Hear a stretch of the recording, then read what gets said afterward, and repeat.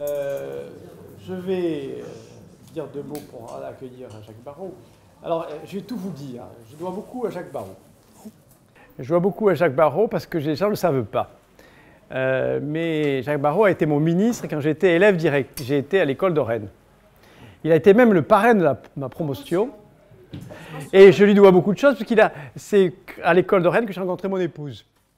Donc vous voyez, et que je suis devenu auvergnat automatiquement, puisque j'ai épousé une auvergnate. Et j'ai beaucoup d'admiration et d'amitié pour Jacques Barrot pour plusieurs raisons.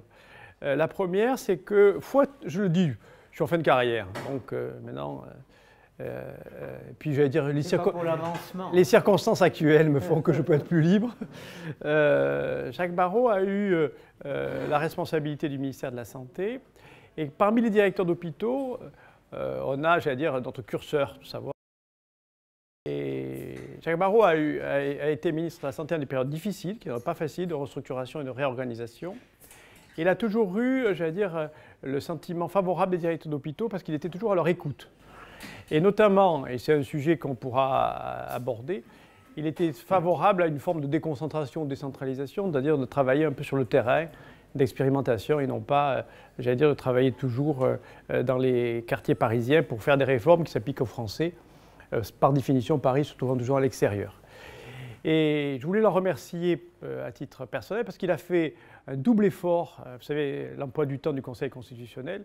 Hier, il était avec le président de la République et aujourd'hui, il a fait l'amitié de venir et de faire un aller-retour puisque demain, il repart sur Paris.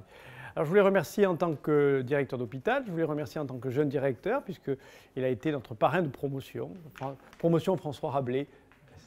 Ça voulait tout dire. Voilà. Et je lui ai demandé de venir traiter un sujet qui est assez intéressant, qui est innovation et constitutionnalité. Comment on peut innover dans le respect des normes. Je voulais, cher Jacques, vous remercier, à la fois à titre professionnel et à titre personnel, et vous laisser libre dans les propos, sachant qu'on est à 25 minutes d'exposé, puis ensuite, on attend de vous que vous répondiez à des questions, vous suscitiez des questions et vous apportiez quelques réflexions. Voilà, le GRAF, c'est ça. C'est un club qui se réunit une fois. Club éminent. Voilà, c'est un club. Club élitiste. Voilà. Et je voulais saluer, puisque Pierre Fuentes nous a fait l'amitié d'être là ce soir, puisque c'est un peu grâce à lui et à cause de lui qu'on est là. Puisque quand on avait eu l'idée à Marseille de faire un GRAF Méditerranée, il nous avait trouvé ce cadre en nous disant venez, allez voir un peu ce qui se passe dans ce coin-là. Et c'est et grâce à lui qu'on est là, et je voulais en remercier. Merci, Jean-Paul. Merci. Aussi à Max qui m'a beaucoup aidé dans mes réflexions sur le système de santé. J'ai été un peu à 14 ans d'intervalle votre ministre. Après, j'avais toutes les affaires sociales, mais j'avais aussi la santé à superviser. Voilà. Et c'est comme ça que j'ai pu créer les agences régionales de santé. Je ne sais pas quelles sont vos relations avec les agences régionales d'hospitalisation au départ, qui sont devenues les ARS. Alors je me disais que l'innovation dans un pays qui est la désobéissance, ce sont deux concepts qui sont en effet tout à fait intéressants. Et comment peut-on arriver dans un souvenir, Thomas More, qui est le patron de l'Europe, Thomas More a refusé à Henri VIII d'Angleterre de faire une religion séparée de Rome. Il y a laissé sa tête. Et puis Galilée évidemment, a dit... quelles que soient les difficultés, la Terre, elle tourne, elle est ronde, et puis c'est ainsi. Voilà. Alors, nous avons eu aussi la désobéissance à un moment avec le nazisme, avec le refus de la persécution de nos amis juifs, et nous avons là engagé aussi des actions de désobéissance, c'est vrai. Donc dans ce pays, c'est vrai que le Conseil constitutionnel, qui a été créé par le général de Gaulle en 1958, qui a fêté ses 55 années d'exercice, n'a cessé d'innover. Car au départ, il était un pur gendarme de la loi et du règlement, n'est-ce pas, Max? Et par conséquent, il disait aux législateurs, on avait les souvenirs de la 4e République, et on se disait, il faut faire très attention à ce que le Parlement n'empiète pas toujours sur l'exécutif. Et en cela, ils avaient raison. Et puis, voilà qu'en 1971, après la disparition du général, il est vrai, à ce moment-là, il y avait un problème sur les associations. Je passe sur les détails.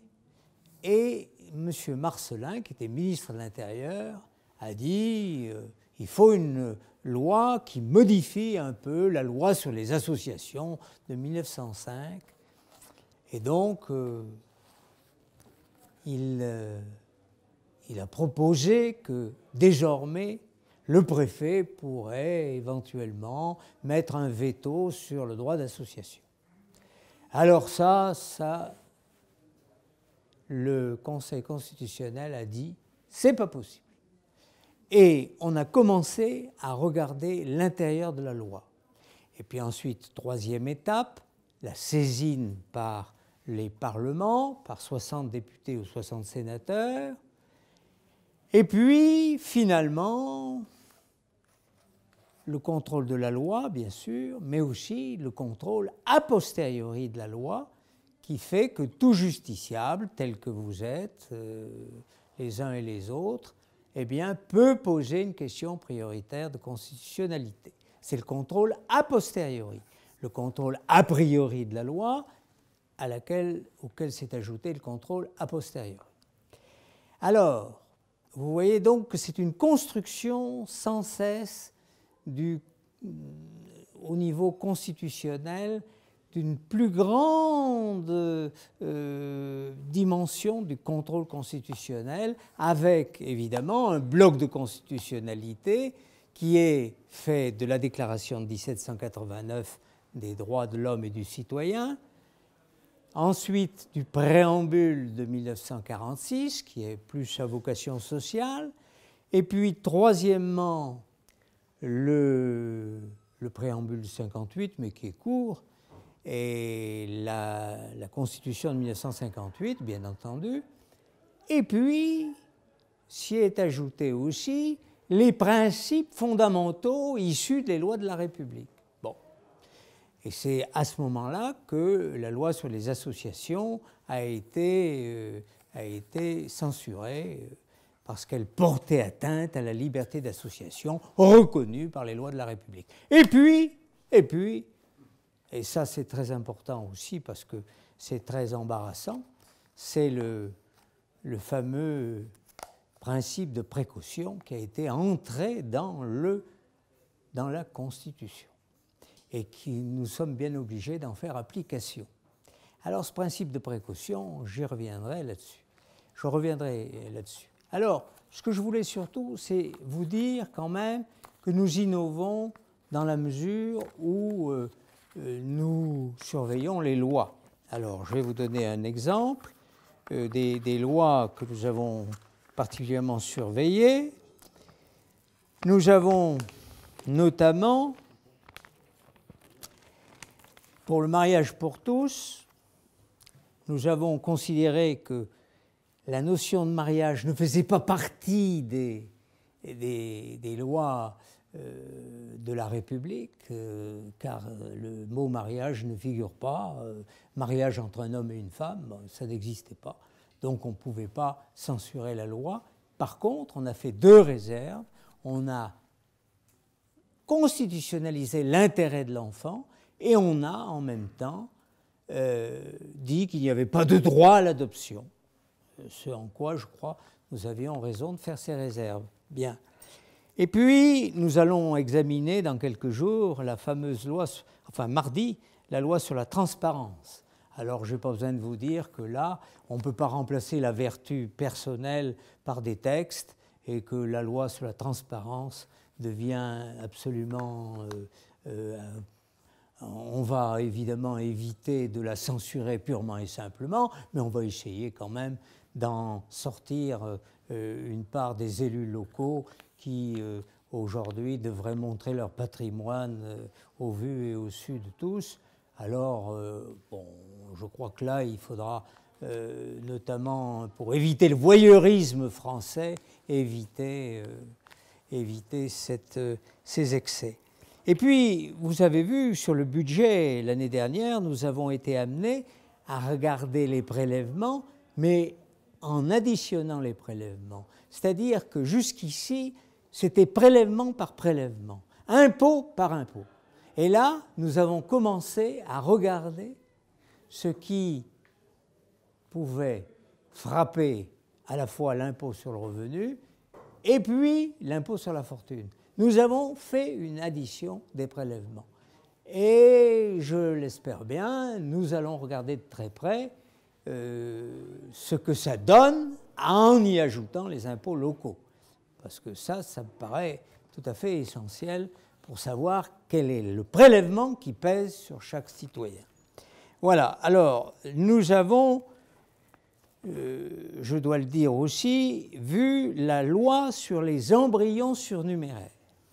Alors les embryons surnuméraires, là je dois dire que nous avons essayé, alors la loi passait d'une dérogation possible à l'interdiction à une autorisation sous condition.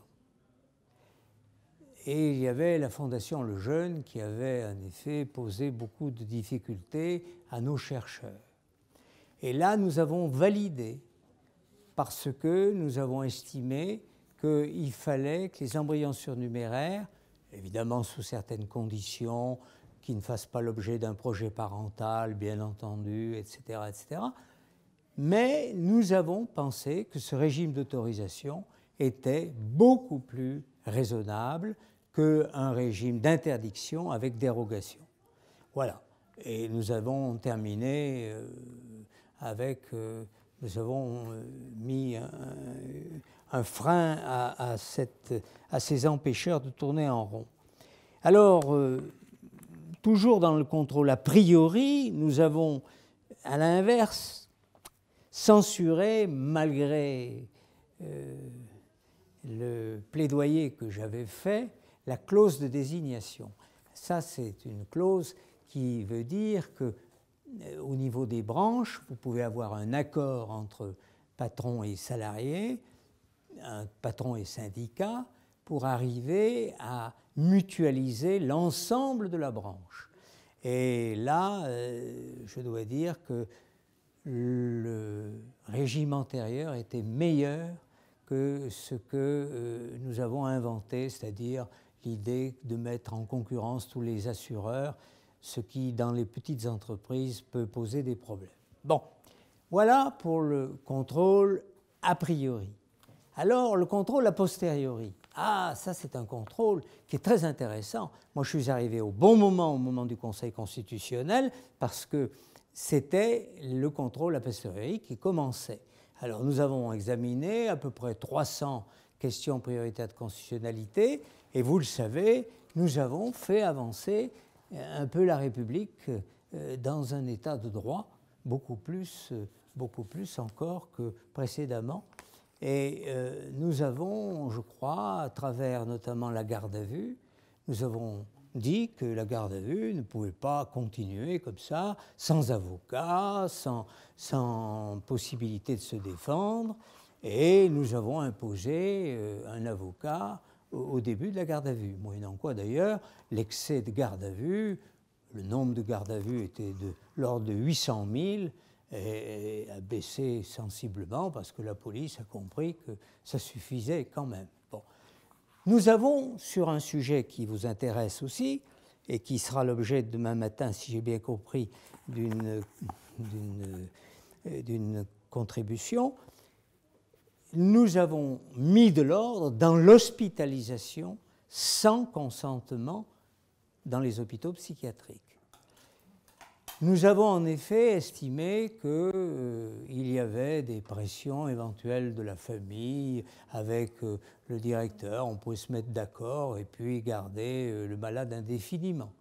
Et nous avons dit qu'il fallait qu'il y ait le passage d'un juge. Donc nous avons fait progresser d'une certaine manière l'état de droit pour éviter des hospitalisations sans consentement qui durent indéfiniment. Bon.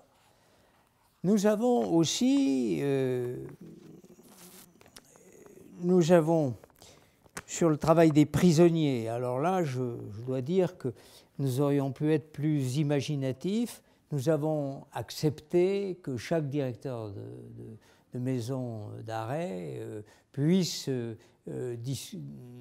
décider de la manière dont ces détenus travaillaient. Moi, j'aurais préféré un cadre un peu plus législatif, un peu plus clair. Bon, mais c'est ainsi, je n'ai pas été suivi. Nous avons évidemment des choses difficiles qui vont maintenant venir avec le gaz de schiste. Est-ce que nous allons là appliquer le principe de précaution? Probablement, nous serons amenés à jouer en touche parce que sur le gaz de schiste, la question est mal posée. Donc on va s'en servir pour l'éluder, mais en réalité, la question reviendra tôt ou tard. Et il faudra bien que nous arbitrions. Encore une fois, nous n'avons pas le pouvoir du législateur. Le pouvoir du législateur, c'est un pouvoir qui s'exerce dans sa plénitude. Max le sait bien, qui a été président de la Commission des affaires sociales. Mais c'est vrai que le législateur, nous avons une gomme, non pas de crayon. Donc on ne peut pas écrire à la place des... Alors quelquefois, on abroge un texte. Par exemple, le harcèlement sexuel des femmes, nous avons, enfin des femmes ou des hommes, nous avons dit au législateur, il faut préciser ce qu'est le harcèlement sexuel. Et à ce moment-là, nous lui avons donné un délai assez court pour qu'il précise rapidement les choses. Voilà ce qu'il a fait d'ailleurs. Alors, voilà, si vous voulez, donc, c'est très innovant, je crois, la démarche du Conseil constitutionnel. Aujourd'hui, nous avions un colloque pour voir comment nous pourrions peut-être aller plus loin. Mais alors, ça dépend aussi du constituant. Le constituant, il faut bien le dire, nous a imposé le principe de précaution. Je lisais encore un papier que j'ai oublié du professeur Valencin, qui était évidemment très hostile à tout principe de précaution. C'est vrai que le principe de précaution mériterait que le constituant puisse en effet un peu compléter un peu le dispositif, en tout cas puisse l'aménager, parce que le principe de précaution est un principe qui... vous savez, il y a deux prudence. Il y a celle des écologistes et puis il y a celle des cathos qui sont très attentifs à certains moments aux problèmes bioéthiques. Alors nous avons là deux forces qui freinent, qui réglementent, qui veulent de la réglementation. Or, moi je reste convaincu que nous sommes là pour vraiment défendre ce que la subsidiarité d'abord, c'est-à-dire que chacune des organisations doit pouvoir aussi opérer en liberté. Et puis, il y a la responsabilité personnelle, la liberté personnelle, ça c'est capital. Et c'est vrai que la liberté personnelle, eh bien, elle doit être édifiée comme un majeur. Et ça, c'est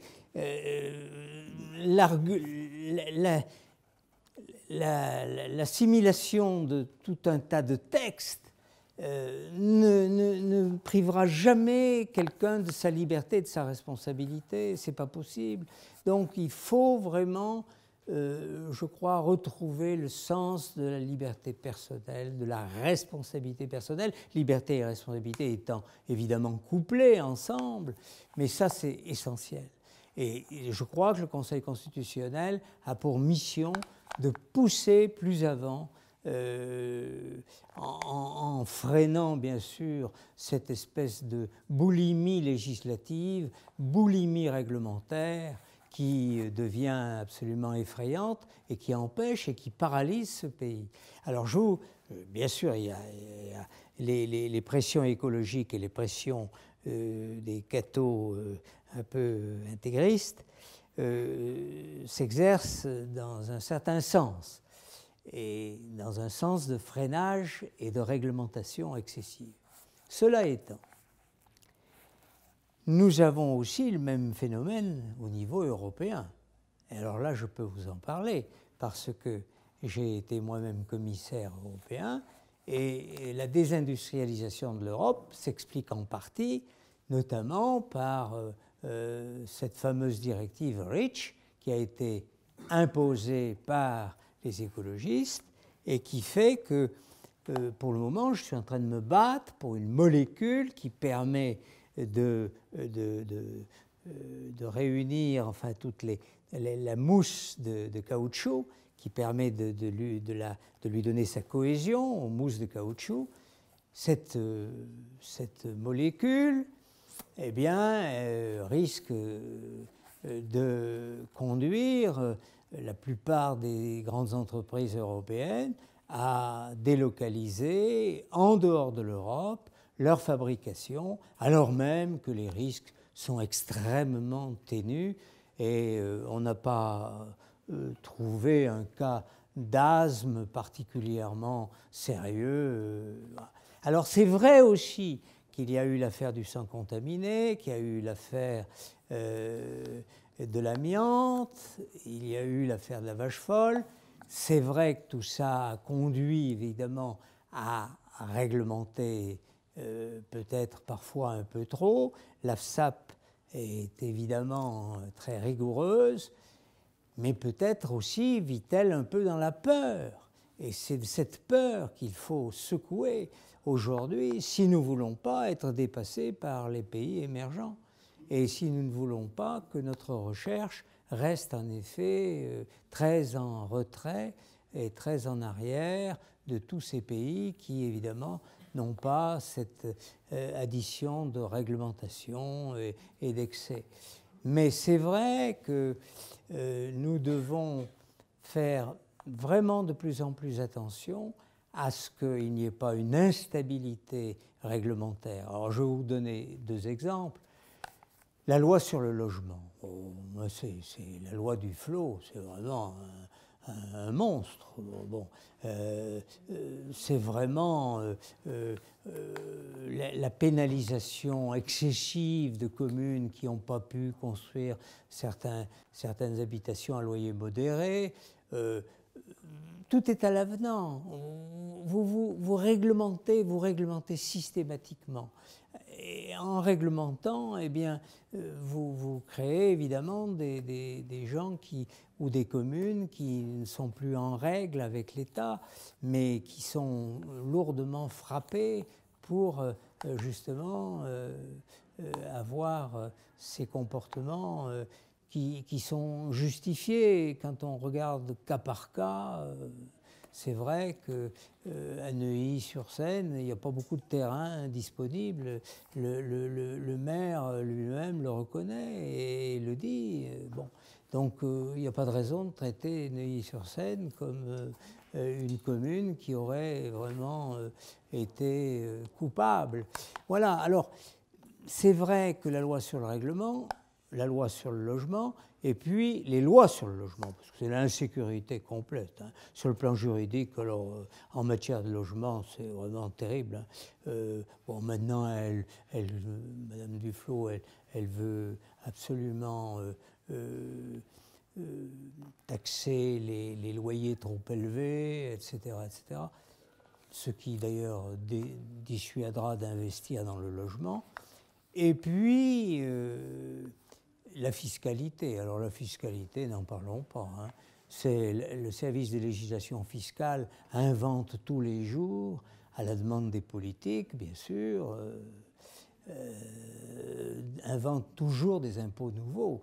Et ça, alors, la subtilité de ces beaux esprits, et nous disions tout à l'heure avec Jean-Paul Ségade qu'il y avait évidemment beaucoup trop une élite beaucoup trop nombreuse dans l'administration, dans la législation fiscale.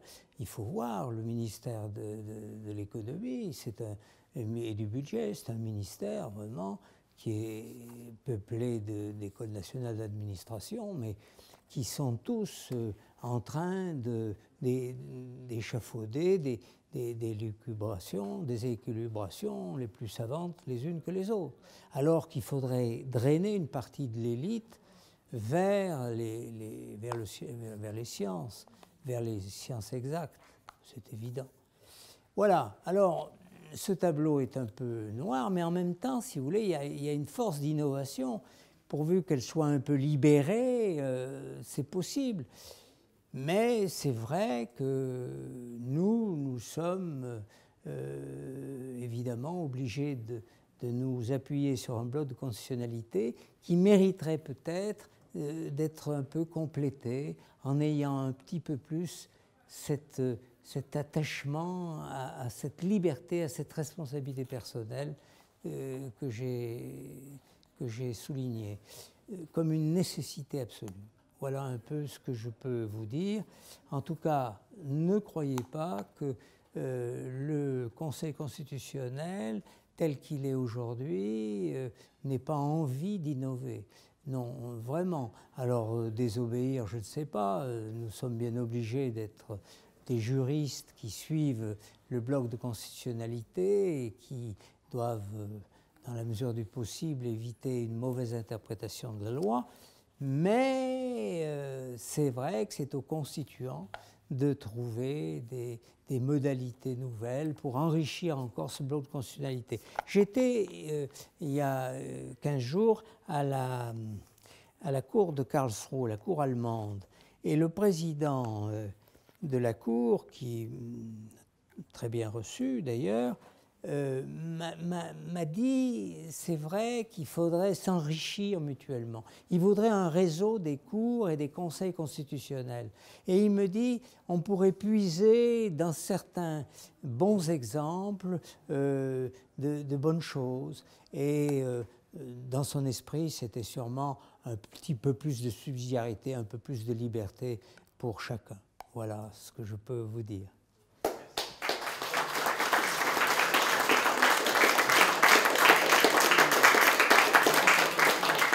Alors maintenant, les questions, bien sûr. Alors, qui commence ? Moi, je voudrais simplement faire un commentaire sur ce que Jacques a dit concernant le principe de précaution. Je suis de ceux qui l'a voté, je pense que je ne suis pas autorisé. On l'a voté, c'était la réunion. Je ne l'ai pas voté, moi, mais je n'étais pas plus au Parlement. Et moi, j'étais en plein impliqué dans la recherche depuis le début. Vous avez vu ce qu'on a dit ce matin, aussi bien moi que Raoul. C'est-à-dire que le principe de précaution, il doit exister, mais ce que tu dis actuellement, pour l'affiner, de l'entourer de façon à ce qu'aucun fou furieux ne fasse pas une bêtise délirante, pas pour une personne bien sûr, mais peut-être pour 100 000 ou 200 000, je trouve que c'est quelque chose d'essentiel. Et je trouve que là, c'est un point très très fort. Au moment où Guy Valencien, qui gagne mieux que pas, mais il y a Friedman aussi qui s'agite dans tous les sens, disent il faut le supprimer, il faut le supprimer, il faut le supprimer. En tout cas, bravo, c'est la bonne position. Je crois qu'il faut un peu l'adapter. Parce que nous sommes obligés, nous, de l'appliquer dans un certain nombre de cas. Nous avons, par contre, réfuté les nudistes de l'île du Levant qui voulaient absolument que le le préfet ne puisse pas dégager un peu un certain nombre d'herbes folles, bon, etc., qu'ils avaient baptisées de noms scientifiques. Et par contre, dans certains cas, nous sommes obligés d'appliquer le principe de précaution en disant qu'il faut vraiment consulter les intéressés. Alors c'est vrai que c'est un élément intéressant et important, ça, consulter. Mais une fois qu'on consulte, on peut ensuite laisser la décision libre quand même. Ce matin, Raoult abordait la question d'un médicament pour les poux du corps, je pense ce que je veux dire, et qui ne peut pas être utilisé un peu, en partie à cause de ça. J'avais une question à poser à Jacques Barrot en le remerciant, c'est de ses propos, c'est par rapport à l'expérimentation. Alors je vais reprendre l'histoire de France et on va parler de réforme. Les Européens ont connu les pommes de terre, alors c'est facile à se souvenir, sous François Ier, donc tout le monde le sait, c'est 1515, tout le monde sait à peu près les dates. Parmentier. Et Parmentier a constaté que les Allemands consommaient les pommes de terre sous Louis XIV, nous on ne les a pas consommées, ce qui fait que quand on est allé en Westphalie et qu'on a un peu détruit quelques fermes allemandes, on s'est rendu compte que les Allemands continuaient à manger. Et Parmentier a eu cette idée géniale qui était de dire, plutôt que d'obliger les gens à faire, il a utilisé une méthode que je préconise aux législateurs, qui est la théorie de l'expérimentation, c'est-à-dire de dire à notre peuple français qu'on aime bien, parce que je suis bien français de souche, qui est de jouer sur le principe de la liberté et de l'égalité. Les Français, on cherche toujours l'égalité et refusent toujours les réformes.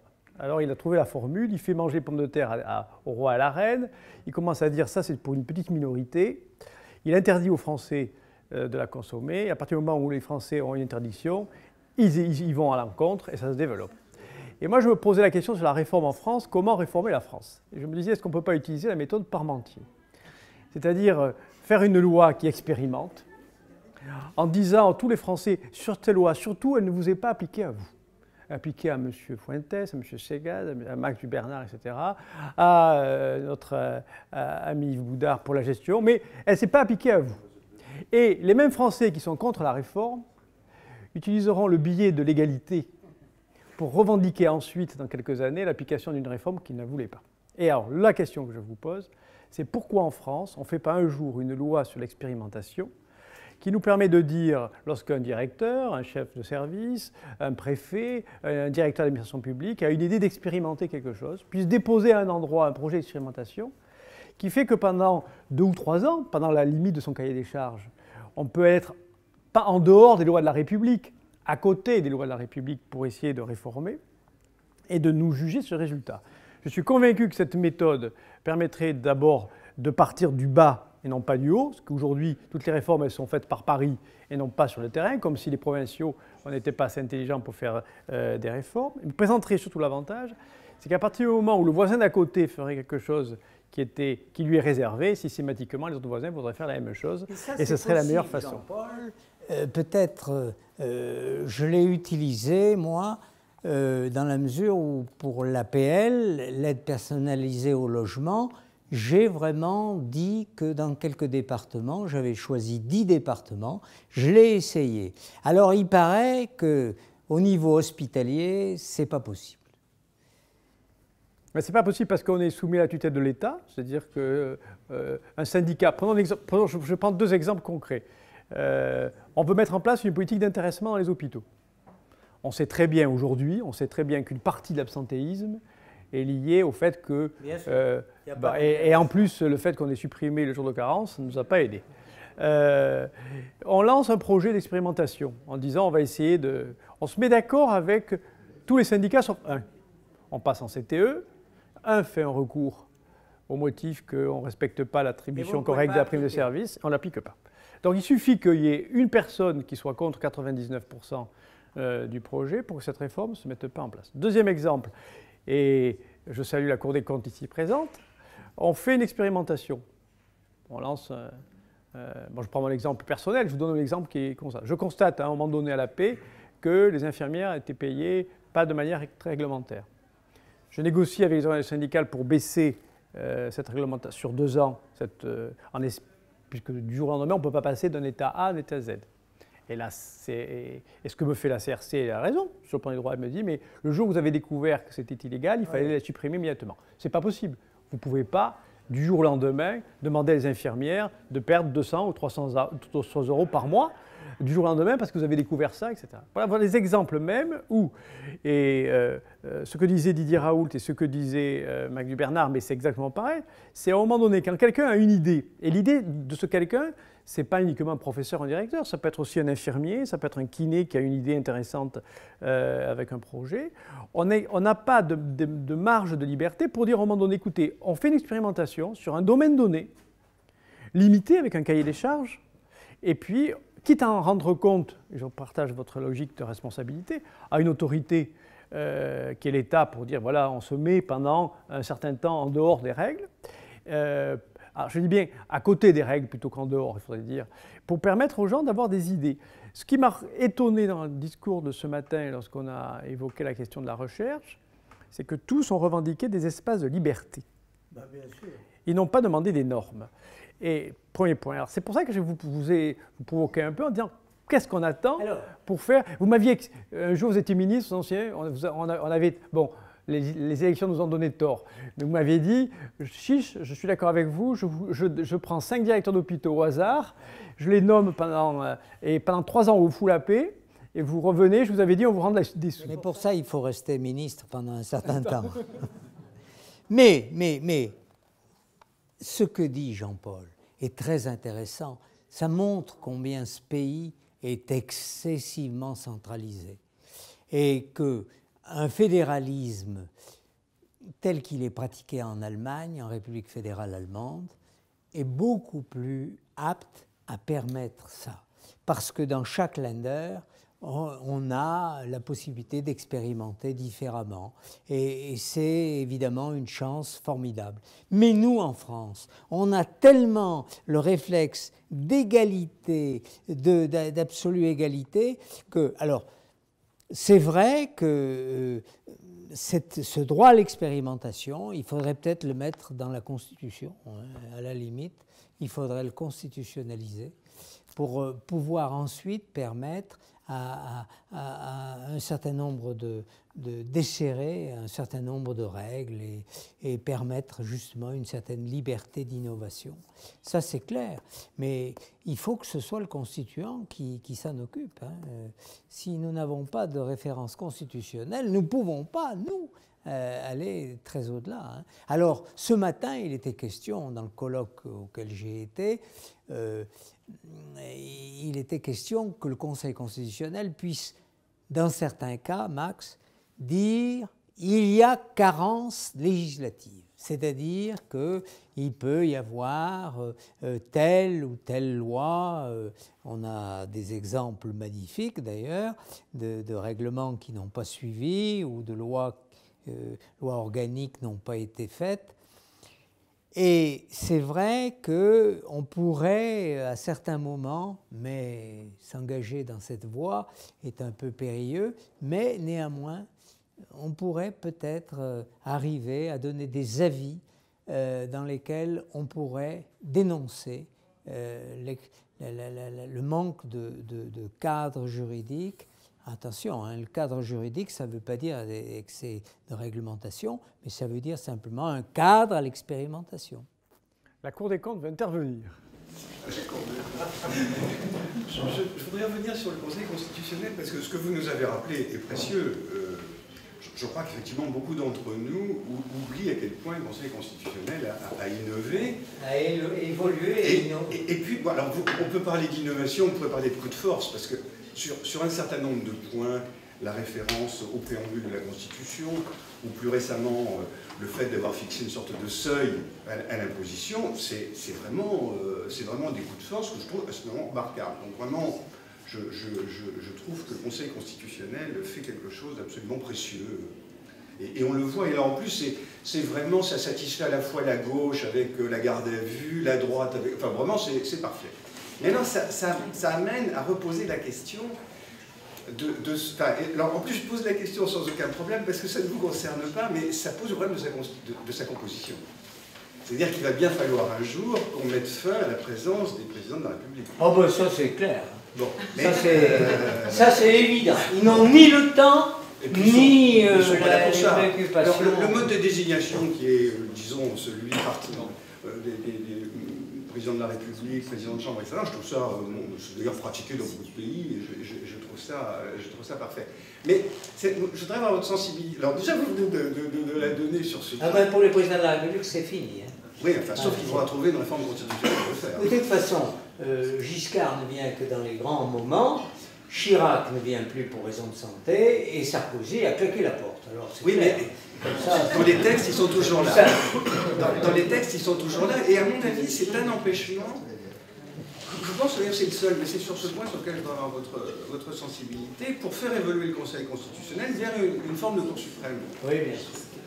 Est-ce que si on faisait ça, on se débarrasse de tous les anciens présidents, est-ce que ça suffit pour faire du Conseil constitutionnel une Cour suprême?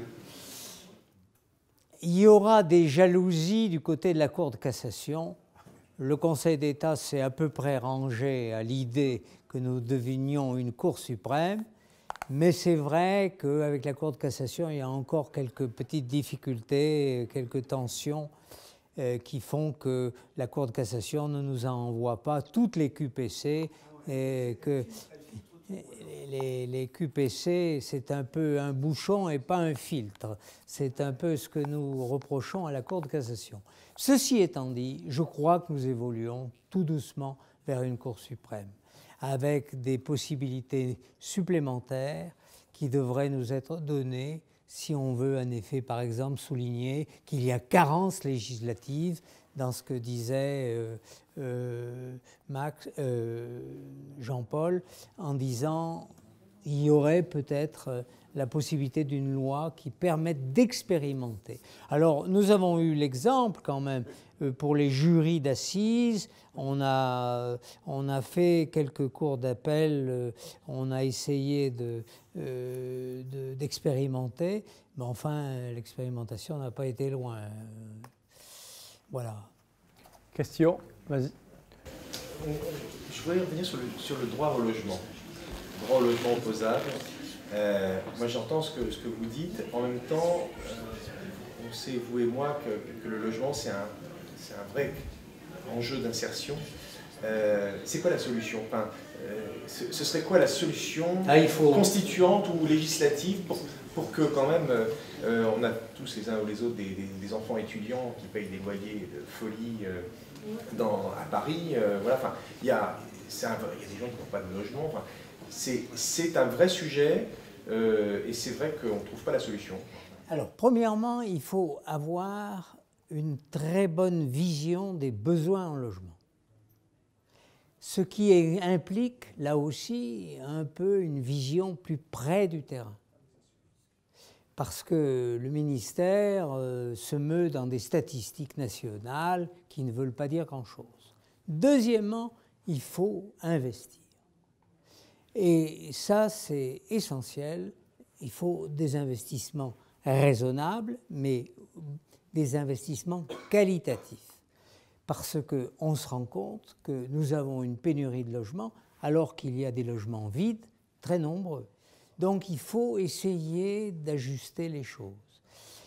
Et je crois qu'il faut certainement faire une aide personnalisée plus forte, peut-être, notamment pour les étudiants, mais encore une fois, il faut investir et investir de manière qualitative et pas quantitative, parce que sinon on va vers des logements vides. Hein.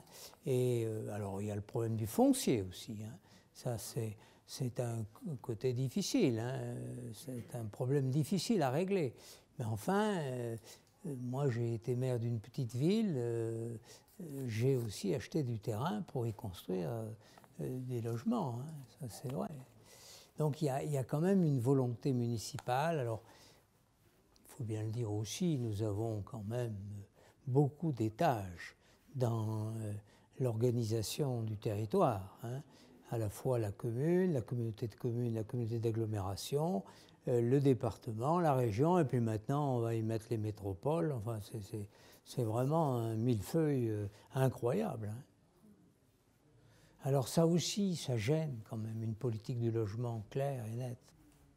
Bastien. On s'aperçoit depuis quelque temps que la réglementation européenne et internationale a tendance à impacter énormément le droit français. Et est-ce qu'on ne peut pas dire que l'innovation, notamment en matière constitutionnelle, passera par cette fameuse réglementation? Je prends l'exemple du principe de précaution qui a été, pour une part, importé de réglementation d'autres pays. Votre question, c'est bien de savoir si le droit européen impacte beaucoup le droit français. L'innovation constitutionnelle, est-ce qu'elle ne passera pas par effectivement la réglementation européenne et l'importation de droits internationaux? Oui, mais alors la réglementation européenne, c'est aussi là la faute d'une fonction publique parfois un peu boulimique, qui veut absolument réglementer pour réglementer, alors qu'on passe à côté de choses essentielles, d'harmoniser tout simplement les règles, et au lieu d'en créer toujours plus, parce qu'il y a la couche nationale et puis il y a la couche européenne. Alors c'est là qu'il faut vraiment que les commissaires soient vraiment des hommes politiques qui puissent diriger leur administration. Parce que sinon, vous avez une génération administrative qui induit de la réglementation, toujours plus de réglementation. Et donc, il faut vraiment que le commissaire, moi j'en sais quelque chose, le commissaire soit vraiment un homme politique et dirige son administration et lui donne des objectifs. Sinon, ce n'est pas la peine. C'est tout fonctionnaire a tendance, je m'excuse de dire ça ici, mais tout fonctionnaire a tendance à ne voir que le problème dont il s'occupe personnellement. Alors évidemment, il va foutre une réglementation sur ce problème et il va estimer qu'il a rempli son devoir devant l'histoire et devant le monde. Et en réalité, il ne faut pas perdre de vue les objectifs principaux. Les objectifs principaux, par exemple aujourd'hui, c'est l'industrialisation de l'Europe. C'est la crise du chômage qui sévit. Il y a un jeune de moins de 25 ans en chômage en Espagne.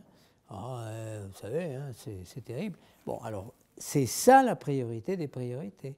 Alors, il ne faut pas perdre de vue l'objectif et il ne faut pas qu'un fonctionnaire de base vienne nous mettre des réglementations. Moi, j'ai été obligé de me fâcher dans certains cas.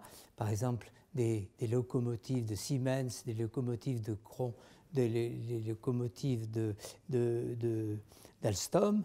Eh bien, il fallait pratiquement 2 ans pour trouver que tel extincteur n'était pas au même endroit dans les 2 locomotives, etc. Enfin, c'était vraiment incroyable. Bon, alors j'ai voulu simplement rapprocher et faire en sorte que les locomotives Alstom, les locomotives Siemens puissent jouer un jeu de la concurrence normale, mais pas à coup de réglementation. C'est absurde. Chantal Garroger. La Constitution à 55 ans, c'est l'âge de la maturité, mais est-ce que c'est aussi l'âge du début du déclin? Ah non, non, pas vraiment.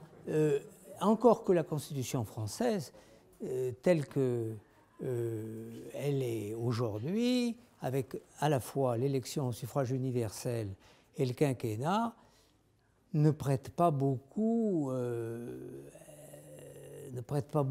à la construction de l'Europe. Ça, c'est clair, net et précis. Nous élisons en quelque sorte un roi de France, ça s'est encore aggravé depuis le général de Gaulle. Nous élisons un roi de France. Et donc, ce roi de France est tout puissant. Il décide de tout. Et nous l'avons vu encore ces derniers temps. Et donc, si vous voulez, ça n'est pas très favorable à une construction européenne qui est pourtant une nécessité. Alors, voilà.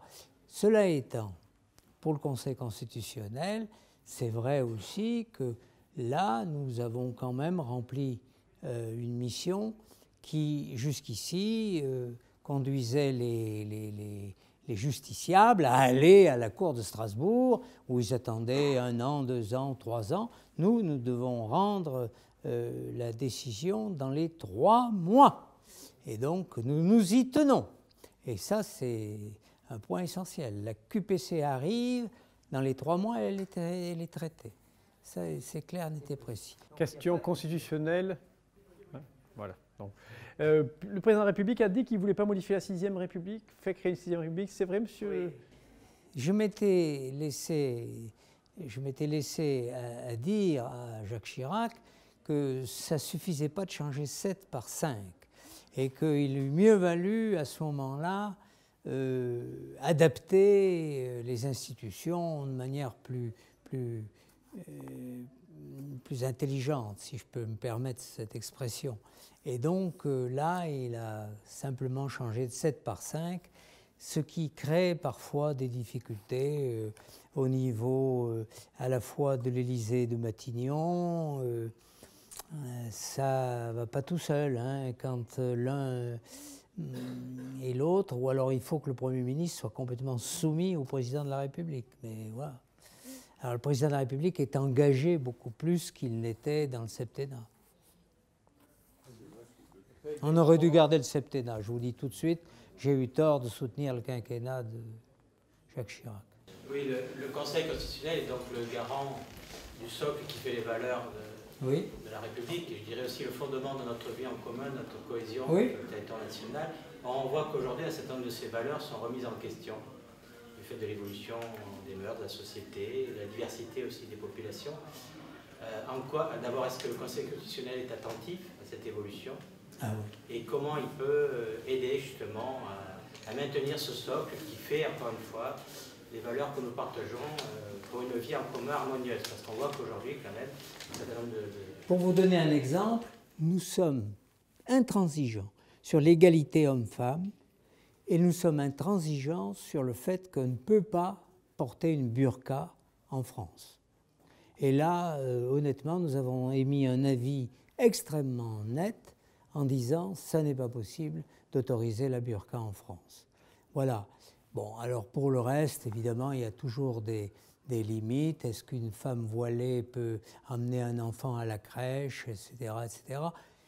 Je dirais que pour nous, l'essentiel, c'était de dire non à la burqa. C'est-à-dire vraiment au niqab ou à la burqa, c'est-à-dire le visage complètement sans caché. Donc là, on est quand même attentif. Alors, c'est vrai, par exemple, qu'on a constitutionnalisé l'intérêt de l'enfant, que l'on a dit qu'il n'y avait pas de droit à l'adoption, parce qu'on a dit des homosexuels vont venir devant nous en disant nous sommes ségrégés parce qu'on nous refuse l'adoption d'un enfant. Et nous avons dit il n'y a pas de droit à l'adoption, nous l'avons dit clairement dans notre intitulé. Mais vous voyez, on agit toujours à la marge. Dans la mesure où, en effet, on doit quand même tenir compte de la volonté qui s'exprime par le Parlement et que nous pouvons simplement modifier en disant attention. D'ailleurs,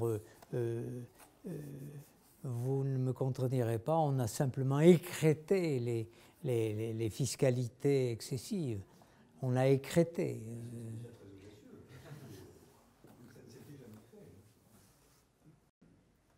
Dernière question? Non.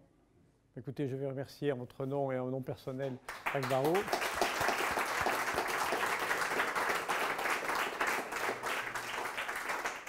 Donc, tous les ans, nous faisons venir une personnalité pour nous parler d'un domaine qui, c'est vrai, a priori, dire la constitutionnalité et la santé, on voit.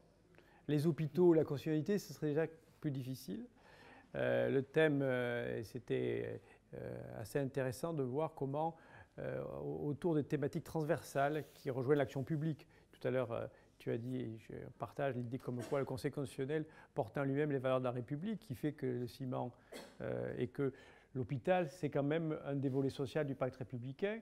Moi, je dis souvent, qu'est-ce que c'est que l'hôpital? C'est ce qui reste allumé quand tout est éteint.